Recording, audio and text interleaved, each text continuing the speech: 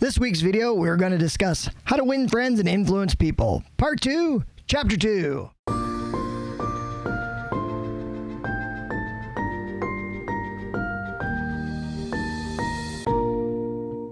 A simple way to make a good first impression. This chapter is only 8 pages long in my version of the book, and yet it's taken me longer to do this video than any previous chapter because of the ridiculous content of this chapter.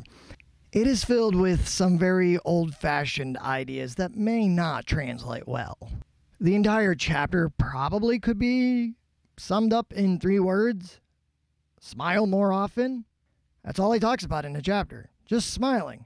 And then tells stories about forcing yourself to smile, but it not being an insincere grin. According to Dale, Professor James B. McConnell, a psychologist at the University of Michigan, expresses his feelings about a smile like this. People who smile, he said, tend to manage, teach, and sell more effectively and raise happier children. There's far more information in a smile than a frown. That's why encouragement is much more effective teaching device than punishment. All right, that voice was probably punishment enough, but besides that last sentence, I think the entire beginning of that is just complete conjecture. There's absolutely nothing in this chapter backing up these claims that would pass for anything resembling scientific rigor. Here's another one of the great, completely unfounded stories. The employment manager of a large New York department store told me she would rather hire a sales clerk who hadn't finished grade school if he or she has a pleasant smile than to hire a doctor of philosophy with a somber face. Are they equally qualified for the job? I somehow doubt that person actually exists and that this New York department store wasn't just some fantasy of Dale's imagination. Of course, I could be very wrong. In the 1930s, people who didn't graduate from elementary school were probably more common than they are now in the 21st century. I know my grandfather, who was born in the 1920s, did not graduate elementary school, and he went on to work a very long and fruitful career. But I still doubt the veracity of these very vague stories. Finally, about halfway into the very thin chapter, I do find some information that is actually helpful.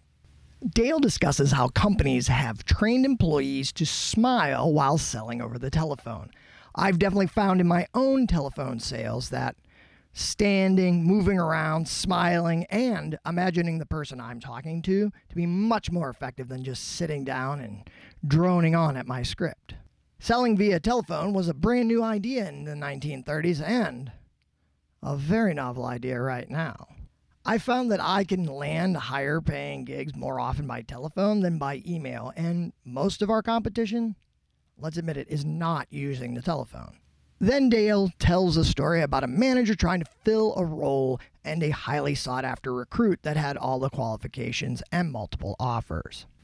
When asked why the new employee signed with his company, he told the manager, "I think it was because the managers at the other businesses spoke on the phone in a cold, business-like manner, which made me feel like just another business transaction." Your voice sounded as if you were glad to hear from me and that you really wanted me to be part of your organization. Dale makes it seem that being pleasant to your employees is some sort of novel idea. I hope that's not true, or wasn't true then, but Hollywood would definitely leave us to believe that working anywhere in the 1930s was truly horrific. The chapter ends with a box with text. 3 words. Principle 2, smile. 8 pages. 3 words. Next chapter, we'll get to the most popular piece of advice in the entire book, and a bit of advice I've actually used to book keynote addresses and make more money. It's really what the whole book is for. Like, it's the only chapter you probably could read and you'd be fine, but I'm reading the whole thing for you.